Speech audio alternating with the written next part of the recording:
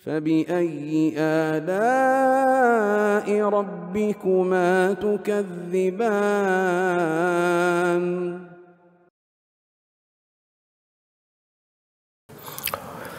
Kemudian berikutnya peristiwa penting tahun ke-9 Hijriah. Iya. Kata penulis rahimahullahu taala, "Tsumma Tabuka qad gaza fit tasi'ah." Kemudian pada tahun ke-9 beliau memerangi Tabuk. Ini disebut dengan nama perang apa? Perang Tabuk. Tabuk sampai hari ini masih disebut dengan nama Tabuk sampai hari ini. Iya. Dan perangnya ini dinamakan juga dengan nama Ghazwatul Usrah. Disebut juga dengan nama Ghazwatul Al-Usrah. Terjadinya di bulan Rajab pada tahun 9 Hijriah. Dan dikatakan Ghazwatul Usrah karena memang kondisinya sangat sulit waktu itu. Musim sangat panas sekali, paceklik, banyak kekurangan. Iya. Tapi bersamaan dengan itu ini dari peperangan yang Nabi sallallahu alaihi wasallam berjalan di dalamnya membawa pasukan besar sampai tiba di Tabuk. Iya. Dan di situ tujuan sebab peperangannya itu adalah Rasulullah menerima berita bahwa Heraklius Raja Romawi itu mengumpulkan pasukannya dari Romawi, dari Bani Ghassan yang kemarin di Syam itu yang diperangi oleh para sahabat di Mu'tah. Ya, katanya mereka semuanya datang mau menyerang Rasulullah SAW. Maka disambut oleh Nabi Tabuk. Beliau keluar bersama para sahabatnya dengan pasukan besar. Iya, membuat orang-orang Rum itu takut. Jelas ya? Dan tidak terjadi peperangan di Tabuk. Tidak terjadi peperangan karena orang-orang Rumnya tidak datang. Iya. Jadi Nabi sudah ke sana untuk menyambut mereka. Ya, tapi bersamaan dengan itu merekanya justru tidak datang. Iya. Jadi ini dari kejadian-kejadian penting ya. Dan di kisah perang Tabuk ini itulah yang banyak. Sebab ini antum lihat ya, ini sudah di tahun ke-9 Hijriah ini. Antum kalau sudah baca di surah At-Taubah itu, kita antum lihat itu orang-orang yang tidak hadir perang, bermalas-malasan, yang banyak udurnya, sifat-sifat kaum munafikin yang mau lari dan sebagainya.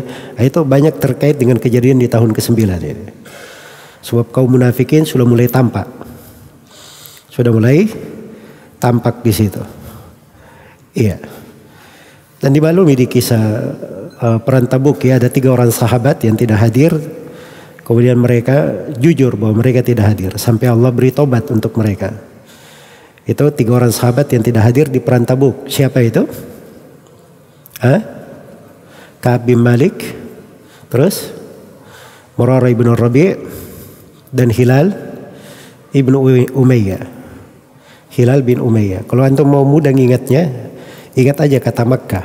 Makkah, Murarah, Mim, Murarah bin Rabi', Ka'ab ibn Malik, Hilal bin Umayyah. Itu 3 orang sahabat.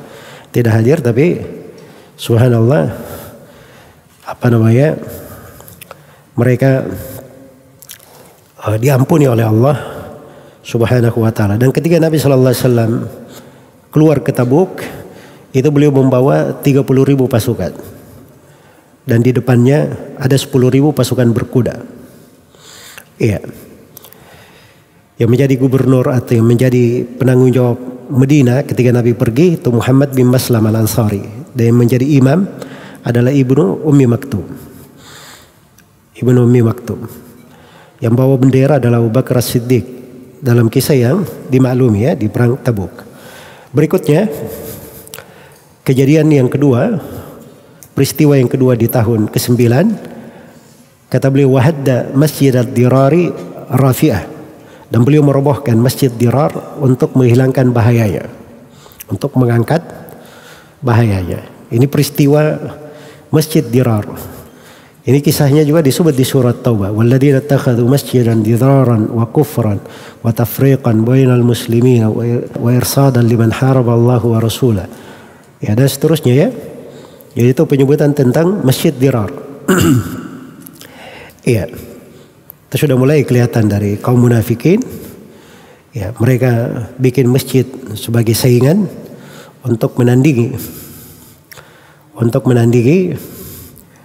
Rasulullah sallallahu alaihi wasallam. Bahkan mereka juga menjadikan masjid itu sebagai tempat untuk menyambung dengan orang-orang kafir agar supaya menyerang Rasulullah sallallahu alaihi wasallam. Begitu sampai beritanya, maka Nabi sallallahu alaihi wasallam pun meruntuhkan masjid tersebut. Baik. Jadi itu hukum terkait dengan nama Masjid Dirar di hukum syar'i. Jangan ada yang bilang ya, oh Nabi Muhammad meruntuhkan masjid. Ya, itu kan konteks apa, meruntuhkan apa dulu? Ini sebenarnya di hukumnya ini orang ingin membuat perpecahan dengan hal itu. Baik. Iya. Itu pelajaran tersendiri sebenarnya fikih ya. Karena orang yang berilmu itu dia tidak lihat nama. Orang yang berilmu itu lihat maksud, hakikat sesuatu itu. Oh jangan dibilang ini masjid, jangan ganggu masjid. Dia tidak berpikir begitu. Dia berpikir ini sesuatu cuma kamu plase saja untuk memecah belah, bikin perpecahan. Itu yang dilihat di hakikat syar'i. Jelas ya? Baik.